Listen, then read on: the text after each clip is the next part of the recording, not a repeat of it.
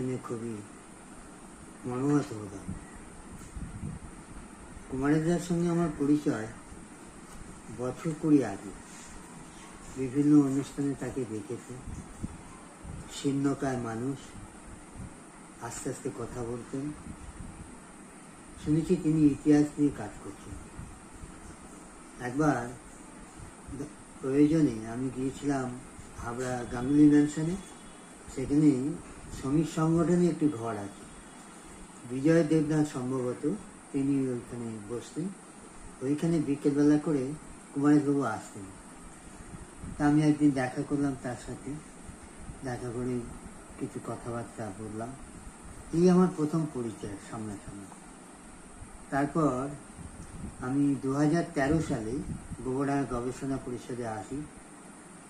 এইখানে আমি যখন দোতলায় কাজ করি তখনও সাহিত্য বিভাগটা হয়নি, বিজ্ঞানী বিভাগটা ছিল এবং তার উপরে ঘর হয় দোতলায়।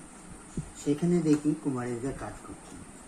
সম্ভবত 2012 সাল থেকে উনি গোবরডাঙ্গা গবেষণা পরিষদের সঙ্গে যুক্ত হয়েছেন। আমার পাশের ঘরেই উনি কাজ করতেন ইতিহাস নিয়ে, আমি সাহিত্য নিয়ে এবং বিভিন্ন পত্রপত্রিকা নিয়ে কাজ করতাম। সেই সূত্রে ওনার সঙ্গে আমার গভীরভাবে আরও হৃদ্যতা জন্মায়। উনি খুব কষ্টে জীবন কাটিয়েছেন। ওনাকে প্রায় দেখতাম শুকনো মুড়ি খেতে, কৌটো করে শুকনো মুড়ি এনে রাখতেন, সেই শুকনো মুড়ি খেতে। গবেষণা পরিষদ থেকে 2-3 বার করে চা, বিস্কুট, মাঝে মাঝে মিষ্টি এটা ওটা যখন আনা হয় দেওয়া হতো। গবেষণা পরিষদে প্রায়ই অনুষ্ঠান লেগে থাকে, মাসে 2-3টে করে সেমিনার হয়, সেখানে টিফিন হলে ওনাকেও দেওয়া হতো। তো এইভাবে উনি জীবনটা অতিবাহিত করেছেন।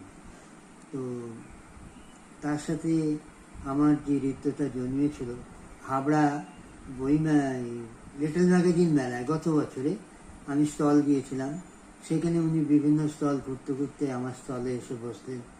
আমি আবার ওই চা যারা বিক্রি করছিল তাদেরকে ডেকে ওনাকে চা খাওয়ালাম। এই যে মানুষটা, যিনি সারা জীবন জ্ঞান চর্চা নিয়ে করে গেছেন, অত জীবনে তার ঘাত প্রতিঘাত আছে। তার অর্থনৈতিক সচ্ছলতা ছিল না, তবে তিনি যে কাজটা করেছেন গুরুত্ব সহকারে, যত্ন সহকারে কাজ করেছেন। এটাই হচ্ছে তার কাছে, আমাদের কাছে আদর্শ।